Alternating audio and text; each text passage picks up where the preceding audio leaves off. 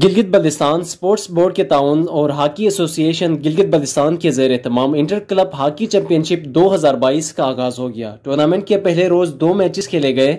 इफ्तिताही रोज खेले गए पहले मैच में 11 स्टार रेड ने यादगार रेड की टीम को 0 के मुकाबले में 4 गोल से शिकस्त देकर दूसरे राउंड के लिए क्वालिफाई कर लिया, जबकि दूसरी मैच में यादगार ग्रीन ने कशरोड सुपरस्टार ग्रीन को 1 गोल के मुकाबले में 5 गोल से हराकर अगले राउंड के लिए जगह बना ली।